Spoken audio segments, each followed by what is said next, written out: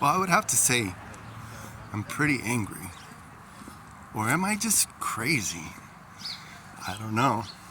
They say the Mad Hatter was mad because he was wearing hats with poison in it. And then that would make him crazy. And then people get angry, sometimes for important reasons, sometimes not important reasons, you know. I mean, what makes you angry? I think about the things that make me angry. By the way, today's March 31st, 2025, and this is my entry. I guess this is kind of like walking to ease my troubled mind episode, whatever. I don't know, I haven't been keeping track, but watch my other videos. There may be something there that may trigger a thought, because sometimes when you're watching content, you'll be like, I haven't thought of that. Maybe I'll do that for you today, maybe not, but I was thinking about madness, because it's March Madness. Today's the end of the month, the last day of March 2025. And mad is an interesting word, because mad is a word that could mean crazy, or mad could also mean angry. It's like in Spanish, there's words that have multiple usages, but it depends on the context. Some words you may use as a cuss word, depending on the context. But then again, there's some words that you just don't really want to say. So try to avoid cussing, you know, because it kind of brings down your IQ in some situations, unless you're really a master at cuss words. Yeah, see, I went off on a tangent anyways, I'm trying to focus on madness, because I am angry about things. I mean, there's things that I just will not wrap my mind around, about like beautiful women that get cheated on. I don't know. I mean, maybe that cheater has so much, like, cheating is like a power thing. I don't know if it's necessarily because you're not getting satisfied at home.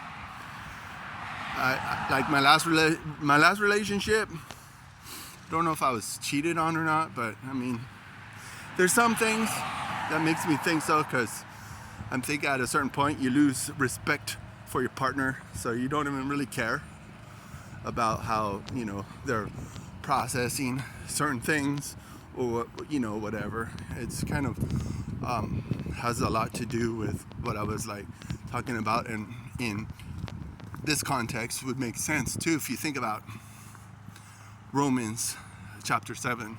I think Romans 6 and 7 are good. So if you want to read that today, it's just a couple chapters. It may be really insightful to you. But I believe it's in Romans 7. It talks about what I do not want to do, but what I do want to do, I do not do. That sounds like madness. But ultimately, the human life is cursed, and you could try your best on your own power and see where that gets you, or you could depend on God and let him, I hate to say let him, because God's sovereign. He's going to do what he's going to do. So it's like in prayer. Ultimately, prayer is conforming your will to God's will, because you're not going to change God's will. God's plan is set, and his purposes are beyond our way, our imaginations, our mind, and all those things that really make you mad or crazy or angry. Because sometimes you expect something to go a certain way and it doesn't, and then you'll be like, oh, that was highly disappointing. I've been highly disappointed once or twice. That's why I think kind of my vlogging and my experiences and what I'm sharing here will kind of help you, or kind of give you a little bit of validate your feelings, maybe. Because you may think that something has to go a certain way, and then it doesn't, but then it ends up going another way, and you're like, wow, I haven't thought of that, and that actually was a best case scenario. I mean, I could give you a lot of examples about that in my life, how things made me angry, things made me crazy, But ultimately, you're like, you need to embrace your moment, whatever your moment is. If you're experience craziness, like psychological trouble, psychological issues, you may need medication, you may need to talk to somebody, whatever it is that makes you mad. Maybe there's some validity to your troubled mind. Just like I kind of walk to ease my troubled mind.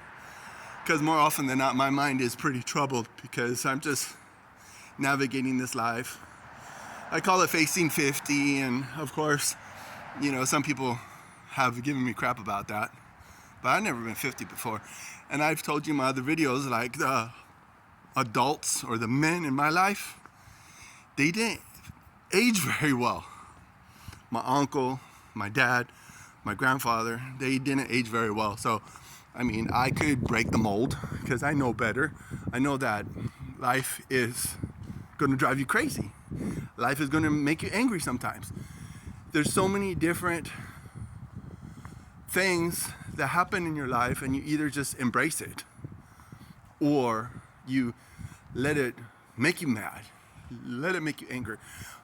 If you get angry for reasons, valid reasons, like injustice, someone hurting other people, all those things, if that makes you angry, that makes absolute sense. You should be mad about that. But then again, you're looking at the situation through finite eyes. You're looking at the situation not like in the big picture, because God has righteous indignation, anger. His righteous anger is like, he sees the biggest picture. He sees everything. He sees the lay of the land. He sees, like they say, multiple dimensional chess. Well, God lives in infinite dimensions. That's why it's important to pray and ask God to intervene in different situations. But ultimately, again, you're conforming your will to God's will. And then you'll be able to be less crazy and less angry, because we're only human, and we're going to be crazy. We're going to be upset. We're going to be, depressed sometimes. Like I was saying before in a couple minutes ago about why would a man cheat on a beautiful woman? And especially if that beautiful woman is got a good heart. That's one of those combinations that if I find, I'm gonna hopefully be able to have that kind of woman in my life. Someone that has a good heart and is attractive. But even attractiveness is only skin deep. But if they have a really good heart and they're like connected with you and have a good understanding about how life works and doesn't have this agenda that just wants to latch onto you like a parasite and just suck you until you're just like that corpse. If you ever seen arachnophobia, that corpse was sucked dry from all the nourishment or whatever it is. And God forbid, try not to be involved and invested in a situation of a woman or whatever. Maybe, mostly guys watch my channel, which is cool. That's great. And I'm just trying to encourage men to embrace their crazy, embrace their anger. But the Bible says itself, remember the Bible says to be angry and do not sin. So that's kind of hard. Don't be like shooting somebody or slapping somebody or hitting or doing things out of malicious anger, because most of the time you need to step back and just relax. Count to 10. Maybe cliche, but that's the truth. You count to 10, you take a deep breath, you step out of your body to see what the situation really actually looks like. This sounds crazy, doesn't it? Doesn't it kind of sound like madness? But life is a lot of crazy and a lot of madness. Some people embrace it. Some people actually navigate it a lot better than others. I know there's a lot of confusing, crazy, and angry stuff that has happened to me in my days. Just like I actually dropped this phone. I just got it replaced last week and I already broke the screen. But don't tell my mom because that would make me look irresponsible. You know, she had the last one replaced for me on her phone plan. But again, I was probably not being as careful as I should have been with the phone. Does that make me angry? Does that make me sad? Does that make me mad? Does it drive me to madness that I broke the screen of my... Well, the screen is not actually messing up the camera on this phone, so that's kind of encouraging. But I really want you to comment. Let me know what makes you mad. How do you process your anger? How about your craziness when you're in a situation that just you cannot understand? When you're in a situation that is totally making you crazy or angry or is tugging on your emotions. Because we are made in the image of God, and that means God has the same feelings, but his feelings are perfect. He loves perfectly, he hates perfectly, he has patience perfectly.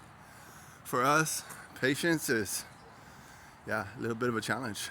I know that I'm eager to make changes in my life, but I've learned from the past, and maybe you have too.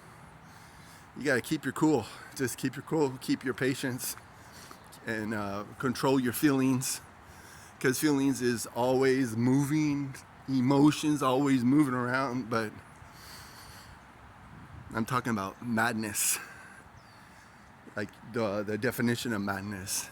The madness of craziness, the madness of anger, the madness of just high emotions. It may not even be angry. It may not even be anger or any of those other 100,000 millions emotions. All the infinite different scenarios of feelings.